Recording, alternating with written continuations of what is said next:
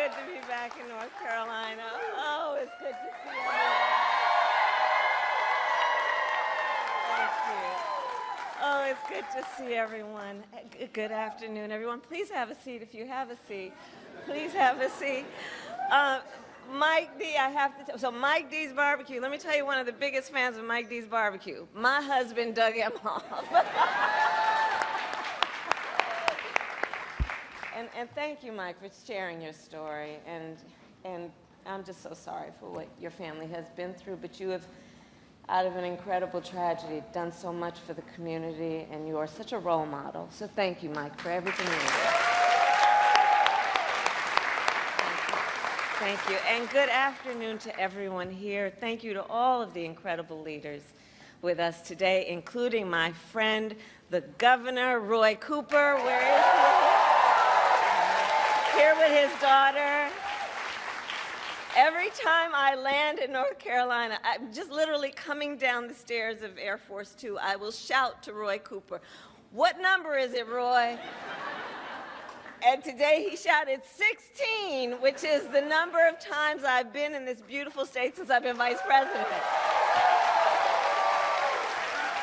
Every time. I want to thank your next governor, Attorney General Josh Stein. He's doing incredible work. He's going to be an extraordinary governor. Representatives Adam, Manning, Foushee, and Nickel, thank you all for your support, for your friendship, for your leadership. Chair Thomas of the Wake County Board of Commissioners, thank you for all that you do. And to all the leaders that are here today, including the students and instructors here at Wake Tech North. Thank you. Thank you. So thank you all. So listen, this election, I do strongly believe, is about two very different visions for our nation.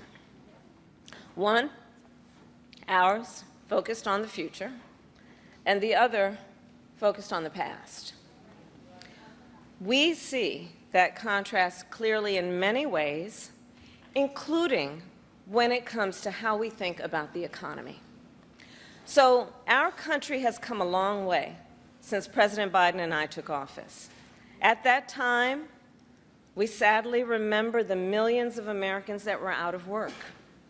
We were facing one of the worst economic crises in modern history. And today, by virtually every measure, our economy is the strongest in the world.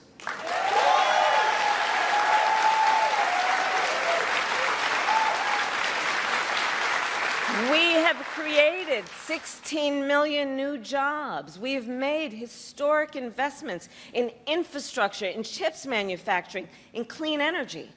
And new numbers this week alone show that inflation is down under 3%.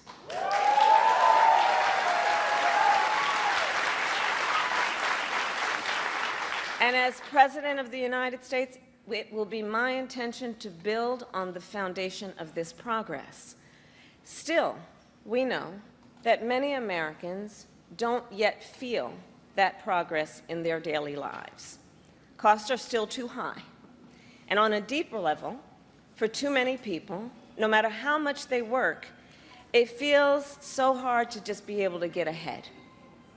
As president, I will be laser focused on creating opportunities for the middle class that advance their economic security, stability, and dignity.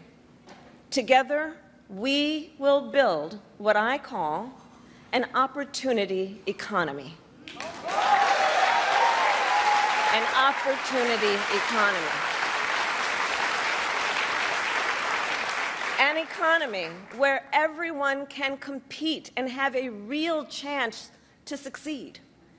Everyone, regardless of who they are or where they start, has an opportunity to build wealth for themselves and their children, and where we remove the barriers to opportunity so anyone who wants to start a business or advance their career can access the tools and the resources that are necessary to do so.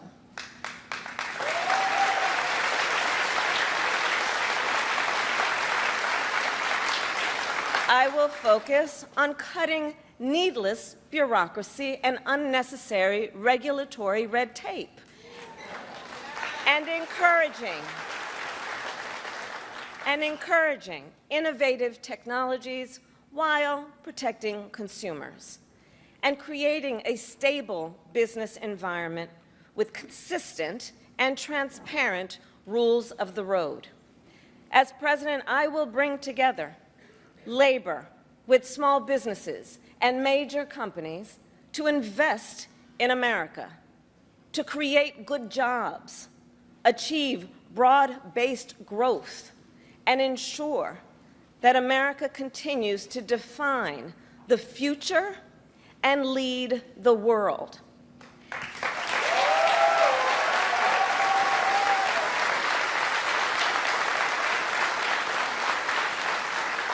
And key to creating this opportunity economy is building up our middle class. It is essential. The middle class is one of America's greatest strengths. And to protect it, then, we must defend basic principles, such as your salary should be enough to provide you and your family with a good quality of life.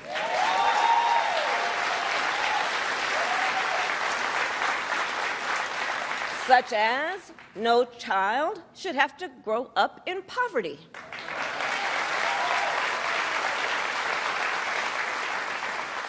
Such as after years of hard work, you should be able to retire with dignity. And you should be able to join a union if you choose. Building up the middle class will be a defining goal of my presidency, because I strongly believe when the middle class is strong, America is strong.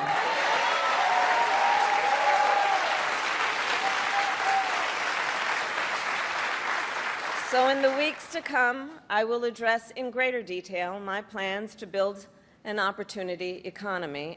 And today, I will focus on one element that's on the minds of many Americans as they pay their bills at the kitchen table or walk the aisles of a grocery store. And that is lowering the cost of living.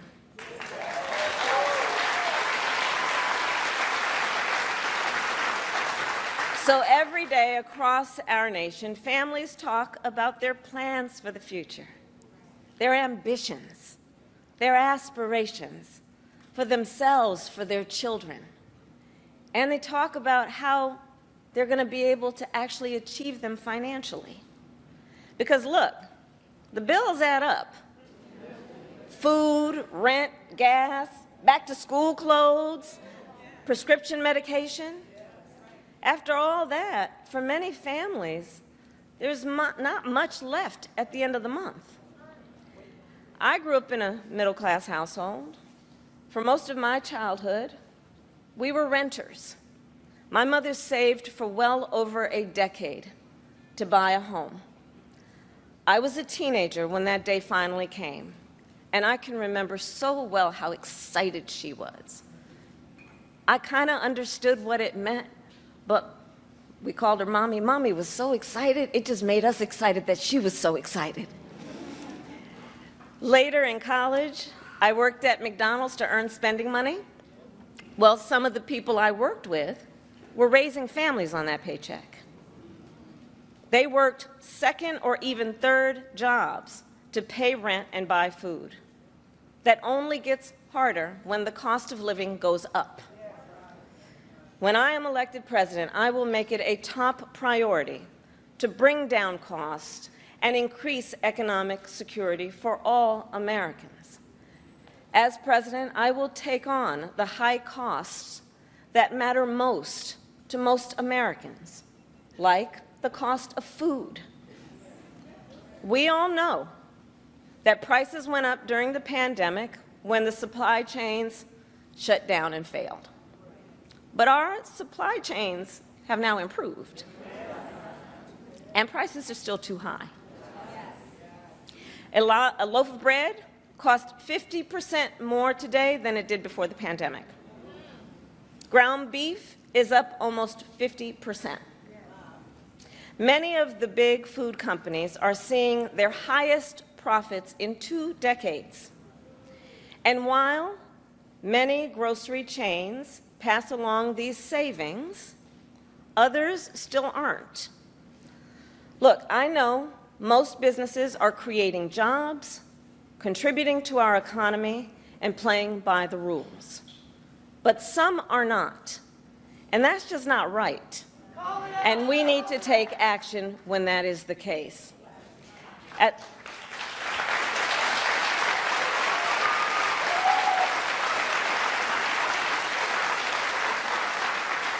As Attorney General in California, I went after companies that illegally increased prices, including wholesalers that inflated the price of prescription medication, and companies that conspired with competitors to keep prices of electronics high. I won more than $1 billion for consumers.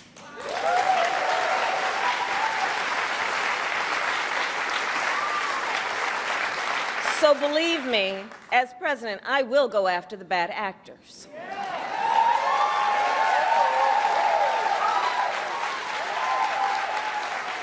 And I will work to pass the first ever federal ban on price gauging on food.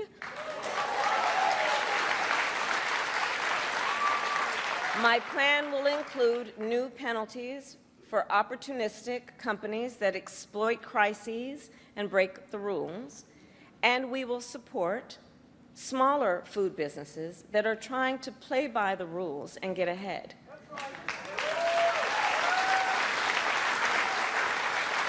We will help the food industry become more competitive, because I believe competition is the lifeblood of our economy.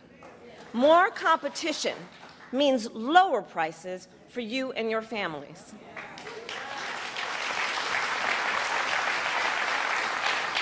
Now compare what Donald Trump plans to do.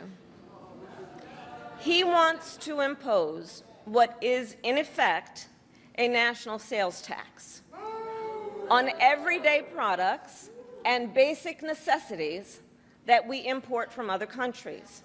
That will devastate Americans. It will mean higher prices on just about every one of your daily needs.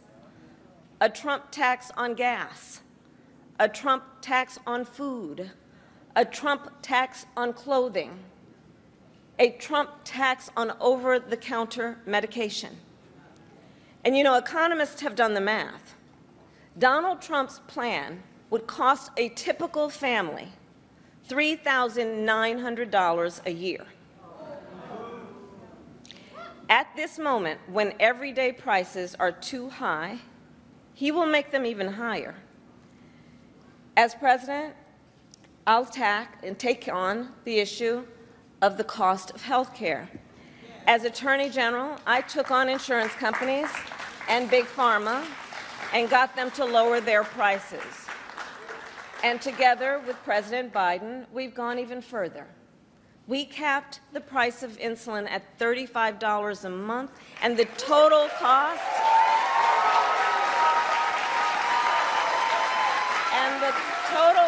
of prescription drugs at $2,000 a year for seniors. We let Medicare negotiate lower drug prices for seniors. And just yesterday, we announced that we are lowering the price by up to 80% for 10 more life-saving drugs.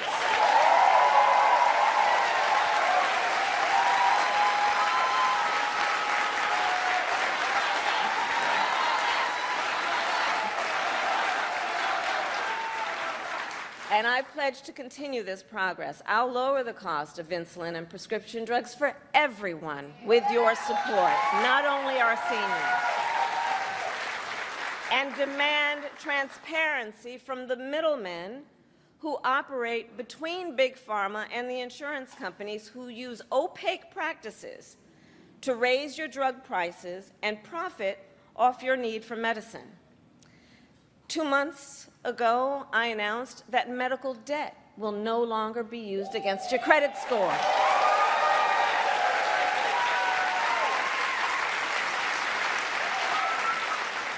And I will work as president with states like here in North Carolina, Roy Cooper, thank you again, to cancel medical debt for more and more, millions more Americans.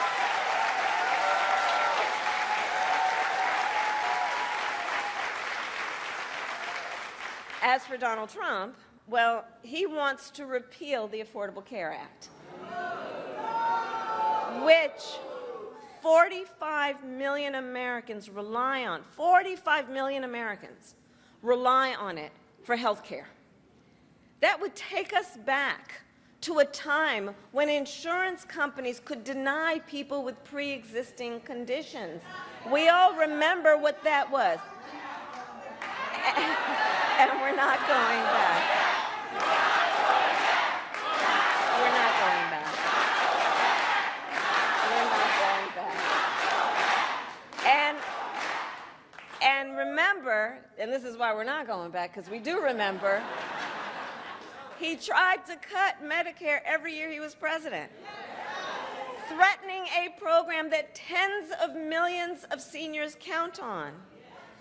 And according to his Project 2025 agenda, he intends to undo our work to bring down prescription drugs, the cost of prescription drugs, and insulin costs. Well, we've come too far to let that happen.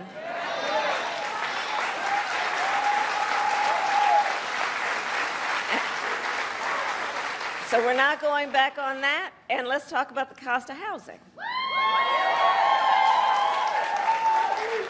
So now, the housing market can be complicated, but look, I'm not new to this issue. As State Attorney General, I drafted and helped pass a homeowner Bill of Rights, one of the first in America.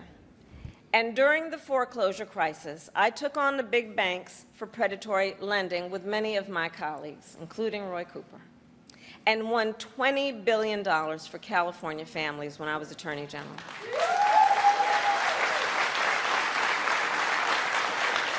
So I know how to fight for people who are being exploited in the housing market.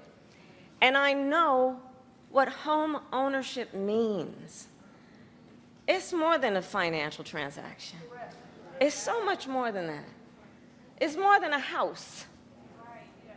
Home ownership and what that means, it's a symbol of the pride that comes with hard work. It's financial security.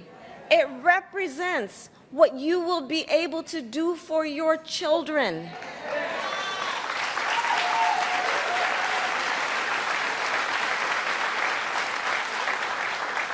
And sadly, right now, it is out of reach for far too many American families. There's a serious housing shortage. In many places, it's too difficult to build, and it's driving prices up. As president, I will work in partnership with industry to build the housing we need, both to rent and to buy. We will take down barriers and cut red tape, including at the state and local levels.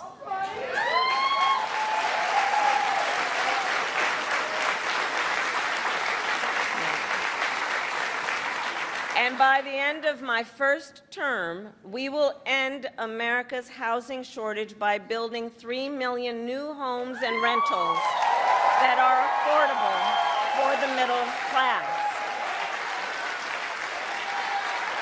And we will do that together. We will do that together. And we will make sure those homes actually go to working and middle-class Americans, not just investors. Because, you know, some corporate landlords, some of them, buy dozens, if not hundreds, of houses and apartments. Then they turn them around and rent them out at extremely high prices. And it can make it impossible then for regular people to be able to buy or even rent a home.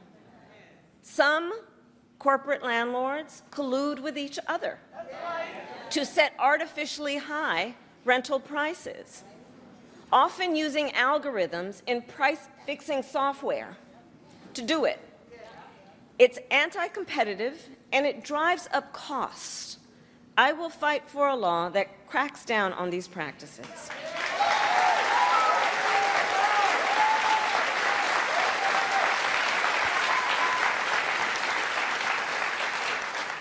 We also know that as the price of housing has gone up, the size of down payments have gone up as well.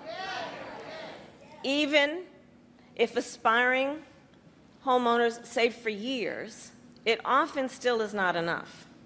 So in addition, while we work on the housing shortage, my administration will provide first-time home buyers with $25,000 to help with the down payment on a new home.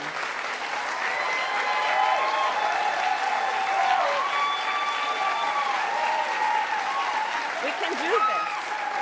We can do this.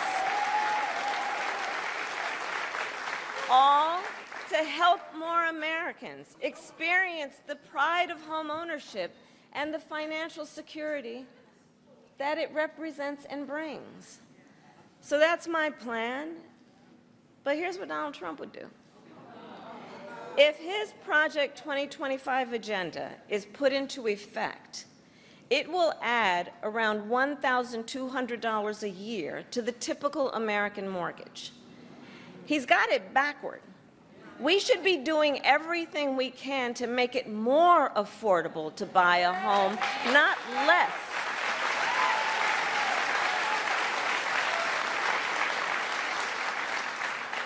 Finally, there's one more way I will help families deal with rising costs, and that's by letting you keep more of your hard-earned money.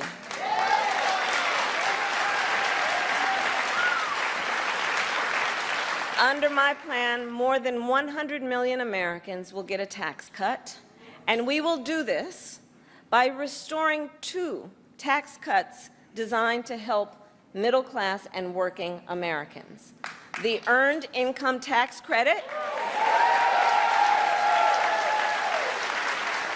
and the Child Tax Credit.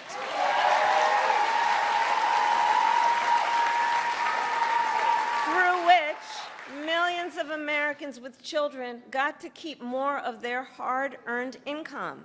We know this works and has a direct impact on so many issues, including child poverty. We know it works. So as president, I'll not only restore that tax cut, but expand it. We will provide $6,000 in tax relief to families during the first year of a child's life. Now think what that means. Think what that means. That is a vital, vital year of critical development of a child. And the cost can really add up, especially for young parents who need to buy diapers and clothes and a car seat and so much else. And we will do this while reducing the deficit. Compare my plan with what Donald Trump intends to do. He plans to give billionaires massive tax cuts year after year. And he plans to cut corporate taxes by over $1 trillion, even as they pull in record profits. And that's on top of the $2 trillion tax cut he already signed into law when he was president, which, by the way, overwhelmingly went to the wealthiest Americans and corporations and exploded the national deficit. You know, I think that if you want to know who someone cares about, look who they fight for. Look who they fight for.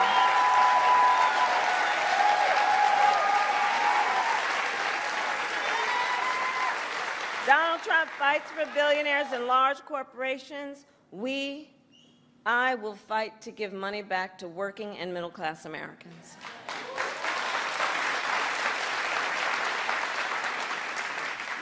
So I'll end with this. 2 days ago, Donald Trump was here in North Carolina. He said he was going to talk about the economy. I think you all watched. You know what I'm about to say. But he offered no serious plans to reduce costs for middle-class families. No plan to expand access to housing or health care. And that, actually, I think for most of us, was not surprising. Because we already know his plans. We know the Project 2025 agenda.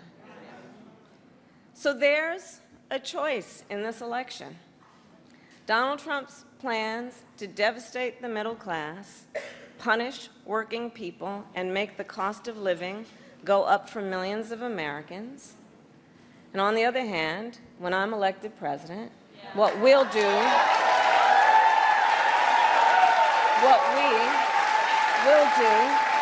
to bring down costs, increase the security and stability financially of your family, and expand opportunity for working and middle-class Americans.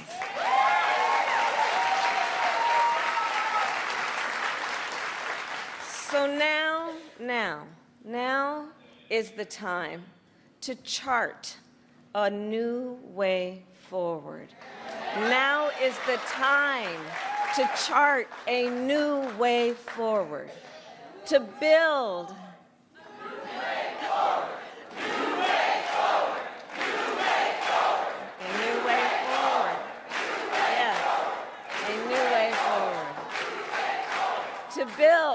to build an America where everyone's work is rewarded and talents are valued, where we work with labor and business to strengthen the American economy, and where everyone has the opportunity not just to get by, but to get ahead. So I thank you, North Carolina. We're going to get this done. And with your help, God bless you, and God bless the United States of America. God bless you.